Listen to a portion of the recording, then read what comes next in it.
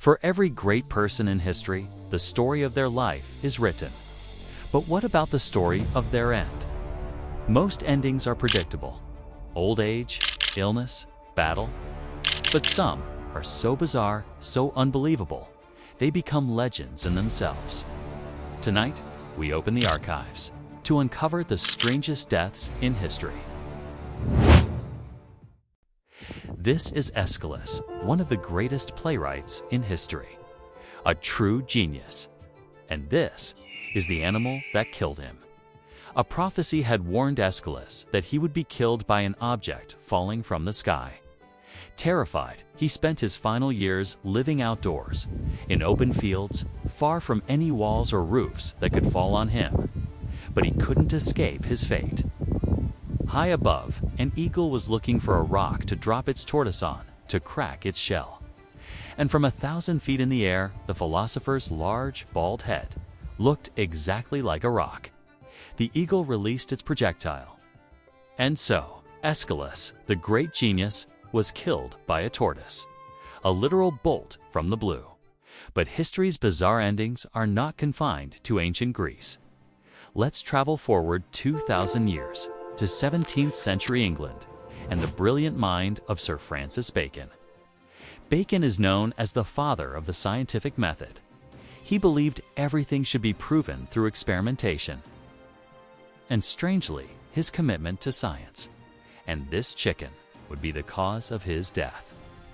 One snowy day, a brilliant idea struck him. Could snow be used to preserve meat, just like salt? He had to test the theory immediately. He bought a chicken and began stuffing it with snow to see if it would freeze. But in his scientific zeal, he forgot about his own health.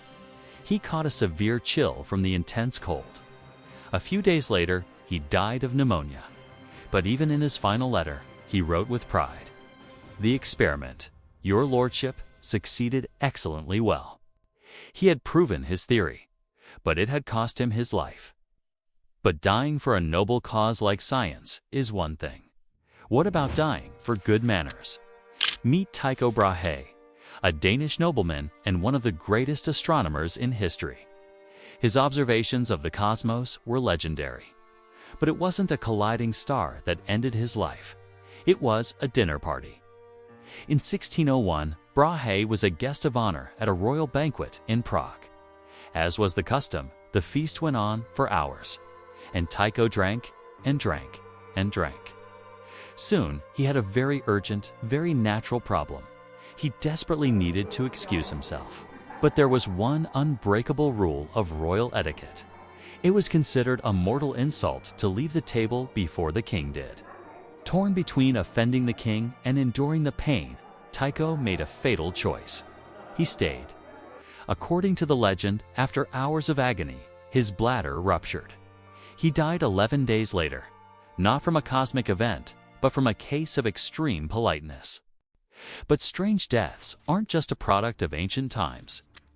Let's travel to 1871, to the rough and tumble world of post-Civil War Ohio. This is Clement Vallandigham, a brilliant, controversial, and famously theatrical lawyer.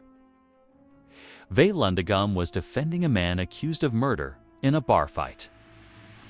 The prosecution's case seemed airtight, but Vallandigham had a radical theory.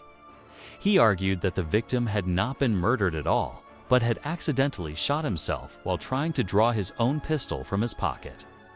To prove this seemingly impossible theory, he decided to give the jury a dramatic reenactment.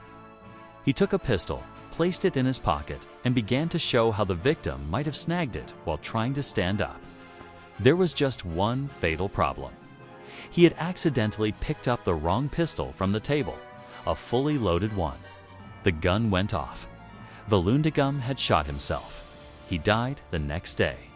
But his demonstration was so convincing, the jury acquitted his client. He had won his final case.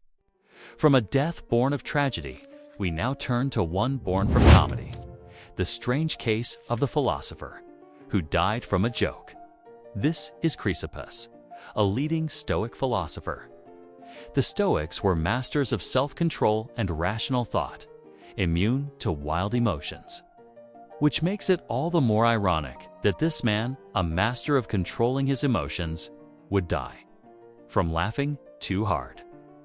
The story begins on a normal day. Chrysippus was watching his donkey as it began to eat a batch of figs. Finding the scene hilarious, the great philosopher turned to his slave and made a joke. "Now," he said, "give the donkey a drink of pure wine to wash down the figs." The absurdity of his own joke struck him as so funny that he fell into a fit of hysterical laughter. He laughed and laughed and laughed until he collapsed. He died shortly after. The official cause of death: laughter.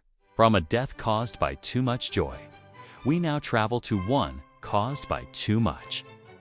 Everything else, welcome to the Swedish royal court. This is King Adolf Frederick of Sweden, a man remembered by history not for his wars or his politics, but for eating one of the most legendary last meals of all time. On a fateful night in 1771, the king sat down for a feast. For his main course, he consumed lobster, caviar, sauerkraut, kippers, and washed it all down with champagne. A meal fit for a king, and surely enough for any normal man. But the king was not finished. For dessert, he demanded a serving of his favorite treat, a sweet roll called a semla. He didn't eat one or two, he ate 14 of them. Shortly after his 14th bun, the king collapsed from a severe case of digestive failure. He is remembered to this day by Swedish schoolchildren as the king who ate himself to death. A turtle, a chicken, politeness, a joke, a dessert. History is a web of infinite possibilities, and sometimes its strangest threads are the most unforgettable. Here at Echoes of Genius, we believe the best stories are the ones hidden in the footnotes of history.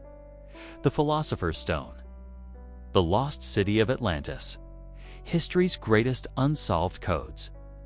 These are just a few of the files in our hidden archive. To unlock the rest and never miss an incredible story, subscribe to Echoes of Genius.